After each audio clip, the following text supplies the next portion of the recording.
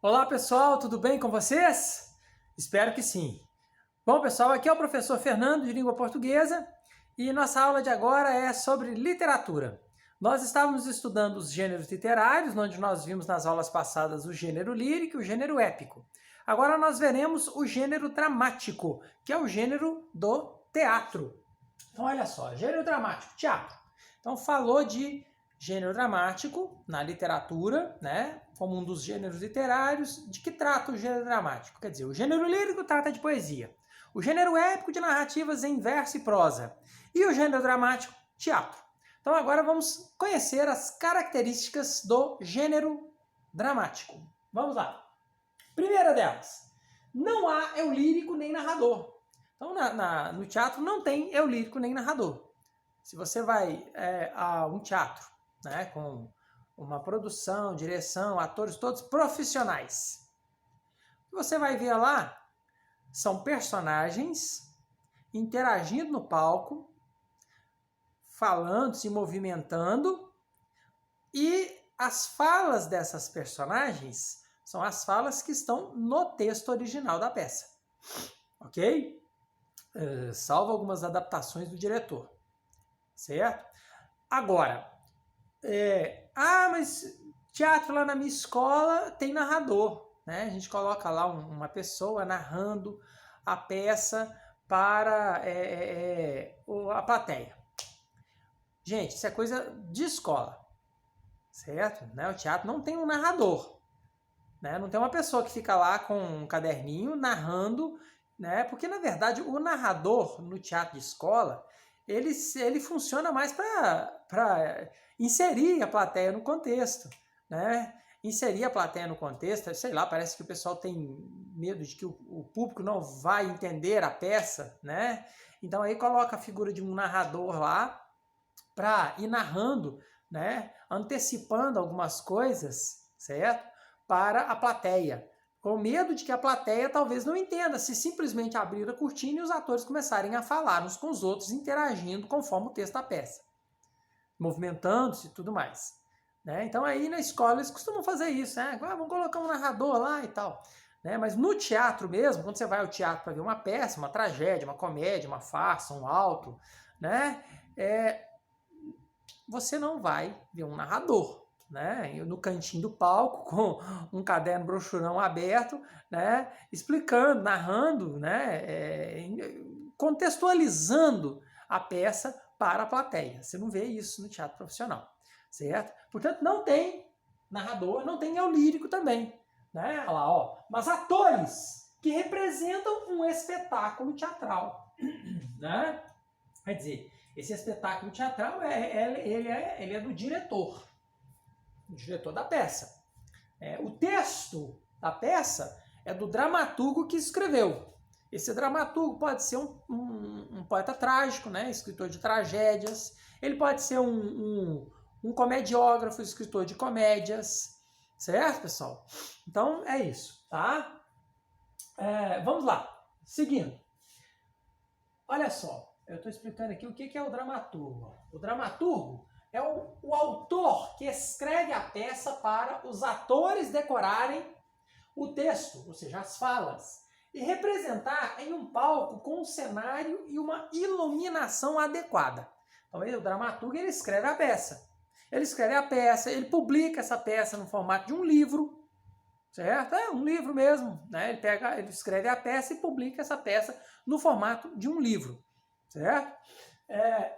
Agora, um diretor vai lá, lê a peça, acha a peça interessante, né? Chama uma produção, escolhe os atores e aí monta todo o espetáculo teatral. Tranquilo? Beleza.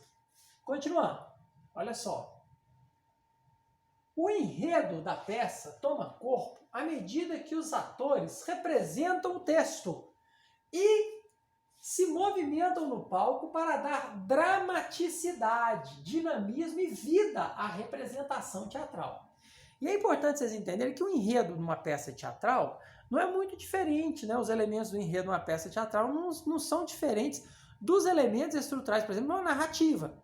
Então você vai ter lá a apresentação, ação-conflito, o clímax e o desfecho. Né? Nas peças de teatro você vai ter essa estrutura. tá?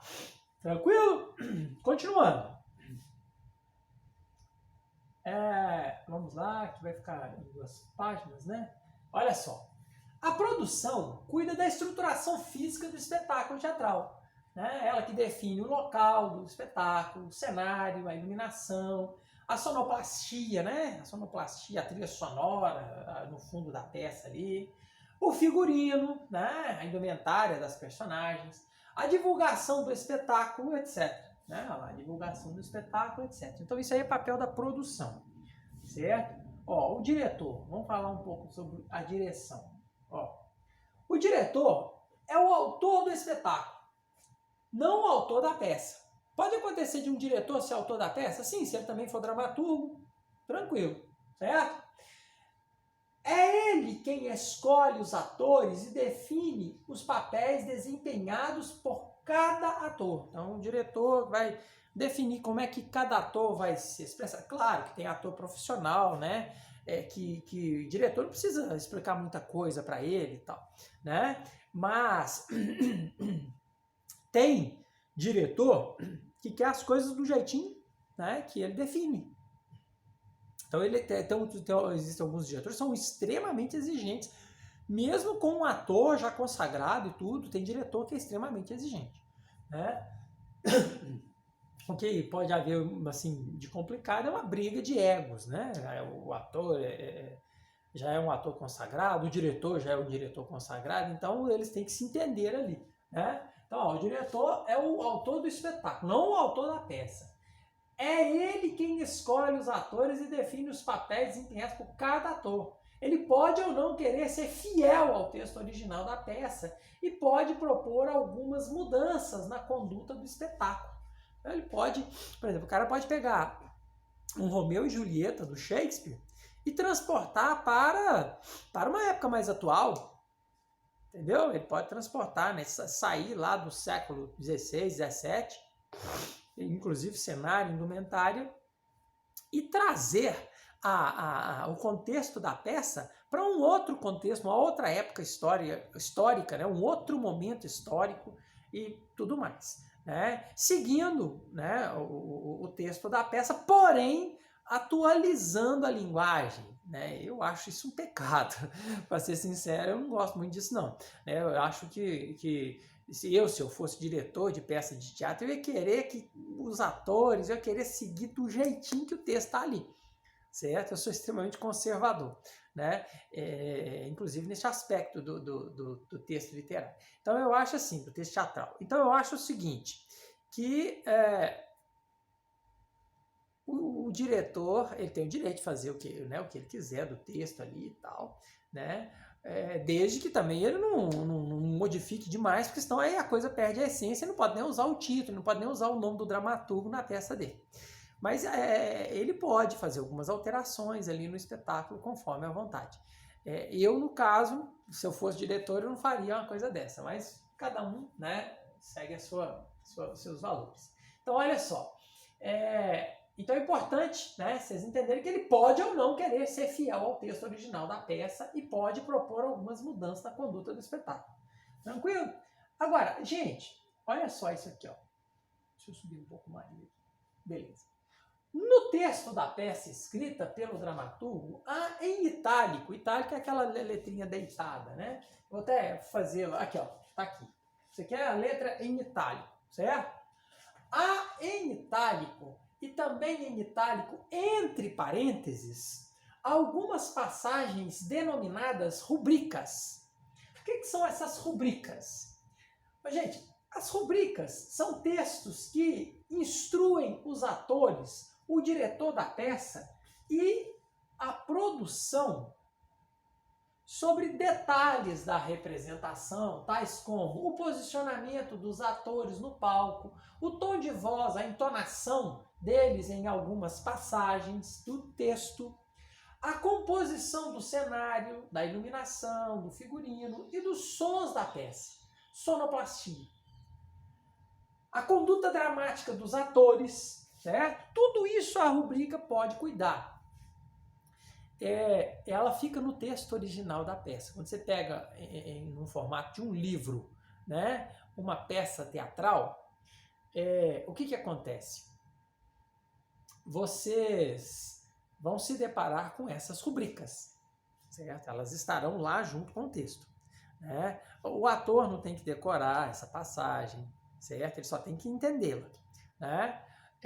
Ninguém precisa... Essas passagens, elas não são faladas na peça, né?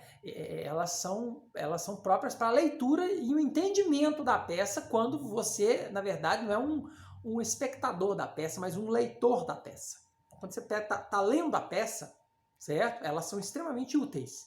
Agora, para você que é espectador, ali no teatro, foi lá para assistir a peça ser representada no palco, você nem toma conhecimento dessas rubricas, certo? Você só vai tomar conhecimento dessas rubricas quando você lê a peça, quando tiver com o texto da peça no formato livro na mão para ler. Aí sim você vai tomar conhecimento delas, certo, pessoal?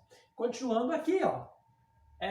As rubricas também colaboram para um melhor entendimento da peça para os leitores do texto quando está publicado em livro e disponível para quem aprecia ler peças teatrais. Então, a rubrica ela colabora com um melhor entendimento da peça, certo? Ela, por exemplo, que vai falar, né, como é que o ator vai estar, por exemplo, no palco, no cenário do palco, certo? Então, por exemplo, vamos colocar uma ideia assim, por exemplo, há um personagem na peça chamado João. Então, lá no texto, você vai ter assim escrito, João, travessão. Aí, entre o travessão e a fala do João, você vai ter um parêntese com a rubrica lá. Então, entre parênteses, por exemplo, pode estar escrito assim, está lá o nome João, né? Um travessão e, ou às vezes, vem o nome do João, escrito João, abre parênteses, e dentro do parênteses vem o texto da rubrica e depois é que vem o travessão. Costuma ser assim também. Então, o que acontece? Ó, vem lá, João, sentado num divã, sussurrando. Então, o que vai acontecer? Em parênteses está lá escrito, sentado num divã, sussurrando. Então, a produção vai ter que colocar no cenário um divã. Se o diretor quer seguir a peça do jeito que está escrito, a produção vai colocar ali um divã, certo? E nesse momento da fala do João, ele vai falar sussurrando. Quer dizer, né, como é peça de teatro, ele não vai poder sussurrar literalmente.